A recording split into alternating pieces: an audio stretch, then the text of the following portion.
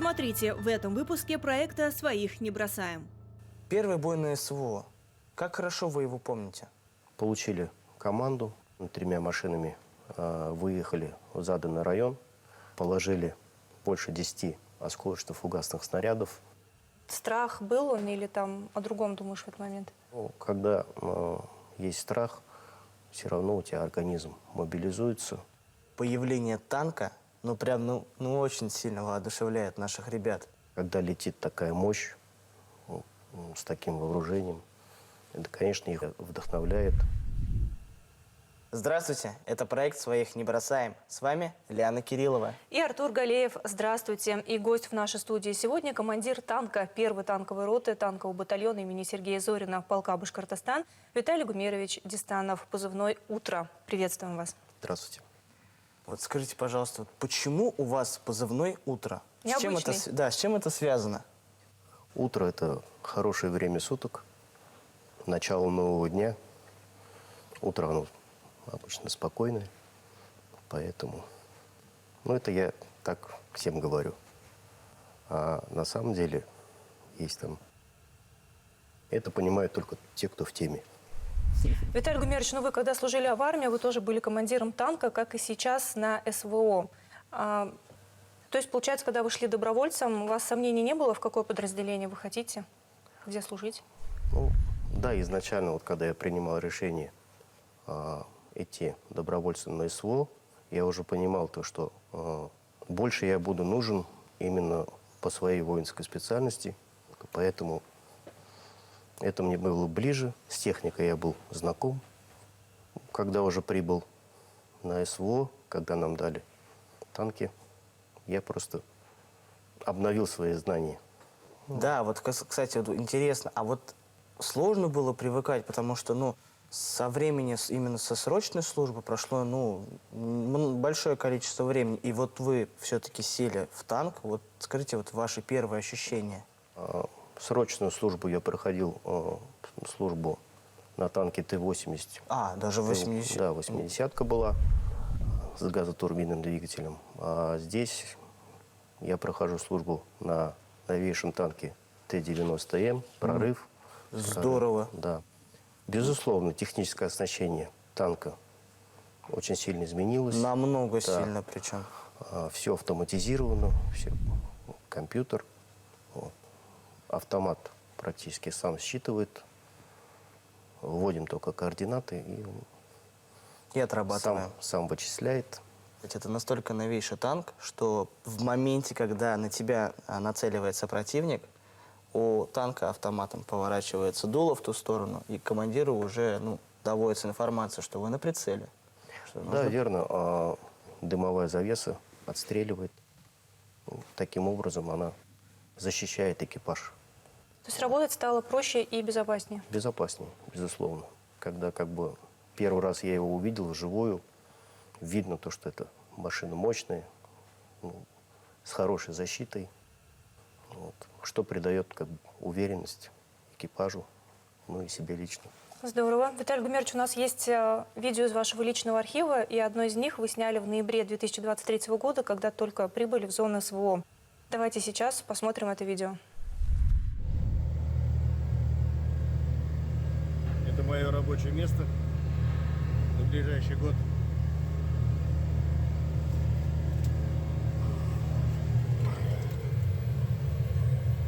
Место командира танка. Здесь заряжаемся. Для танкистов танк на передовой становится чем-то особенным, потому что они в нем и спят, и готовят кушать, и все время проводят в этом танке. То есть становится своеобразным домом и не только боевой машиной? Да. У вас так же? Абсолютно верно, да.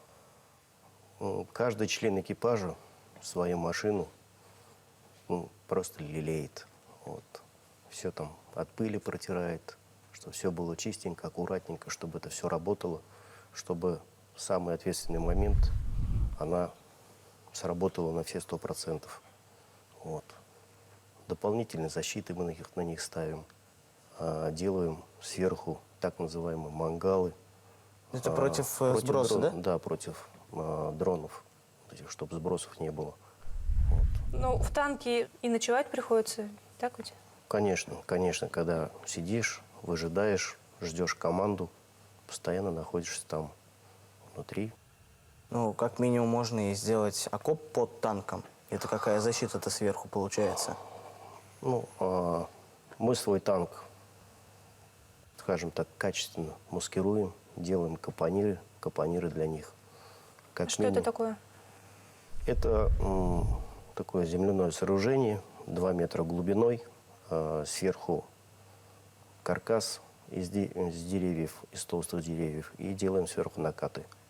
Сетка рабится, чтобы не проходило. По краям, ну, естественно, вот это ветки, маскировочной сети. Все это накидываем, чтобы сверху противник не мог разглядеть стоящий танк. Первый бой на СВО. Как хорошо вы его помните?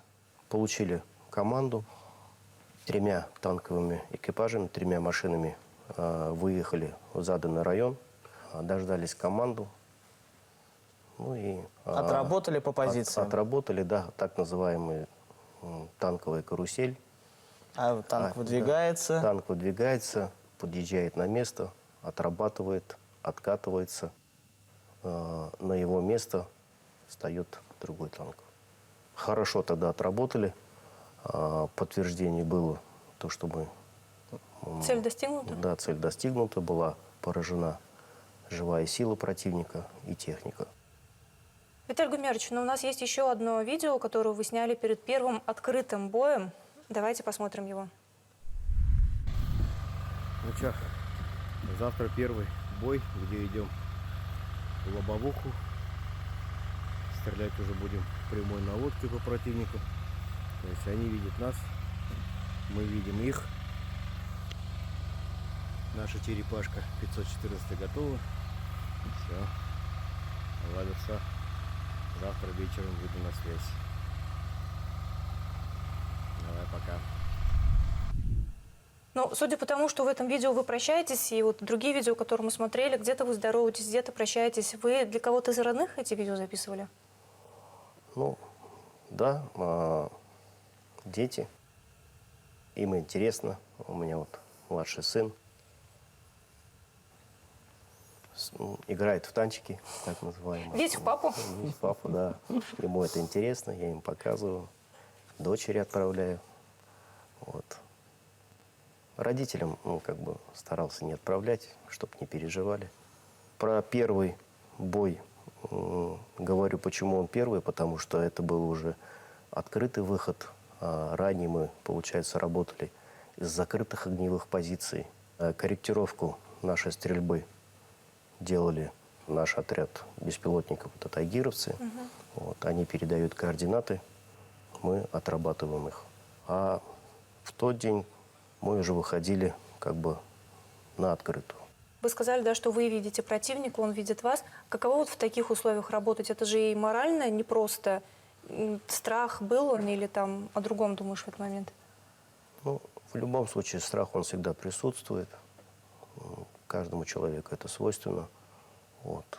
Но когда есть страх, все равно у тебя организм мобилизуется, инстинкты какие-то начинают работать. Да, и привыкаешь да, к и этому привыкаешь всему. к этому. Ну, любому бою предшествует разведка. Давайте посмотрим еще одно видео из архива. Привет. Вот так мы ходим смотреть новые позиции. Вышли затемно, все еще идем. Виталий Гумерович, ну такое большое чувствуется расстояние. Вы шли пешком. Почему так получилось? И если вы танкисты, вы тоже ходите на разведку?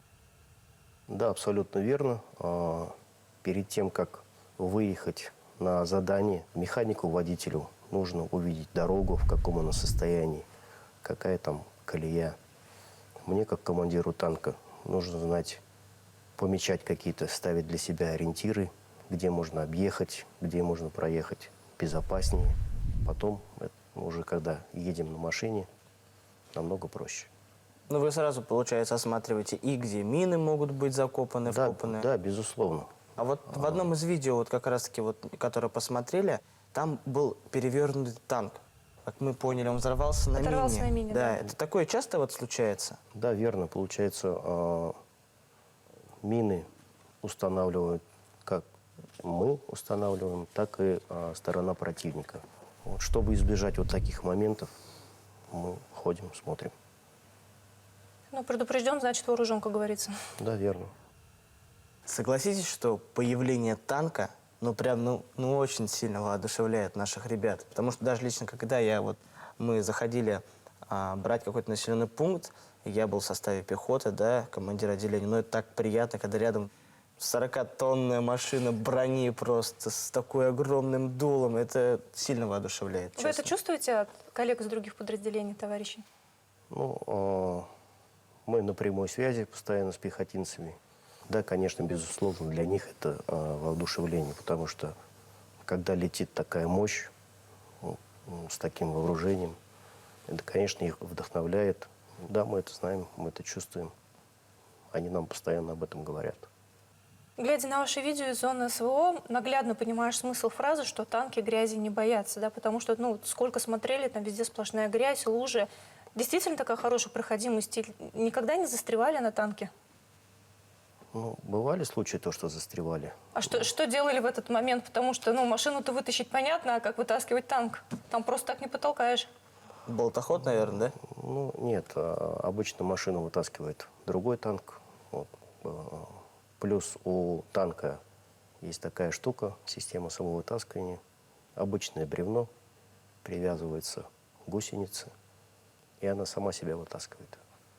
Так застреваем редко, машина мощная, летит практически.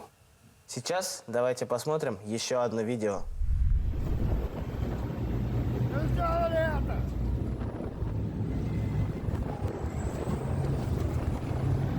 После нас только дым. Вы помните тот день, когда записывали это видео, и что именно тогда произошло? Чему вы так радуетесь? Помню, выехали на задание, нам заранее дали координаты, выскочили на позицию, четко отработали, прям положили больше 10 осколочно-фугасных снарядов. И потом мы, когда уже отъезжали, нам сообщили то, что цель поражена. И поэтому радовались. А сейчас вот вы в отпуске. Чем планируете заниматься? Ну, безусловно, это, конечно, проводить время со своими близкими. Вот, с детьми, с родителями. Ну, обязательно встречусь с коллегами своими. Вот. Ну, такие планы. Самое главное и нужное, так ведь? Да, верно. Ну что ж, мы желаем вам хорошо провести ваш отпуск, и спасибо, что пришли к нам в студию. Вам спасибо. А с вами, уважаемые телезрители, увидимся через неделю. Это проект «Своих не бросаем». О том, что касается всех и волнует каждого. До встречи.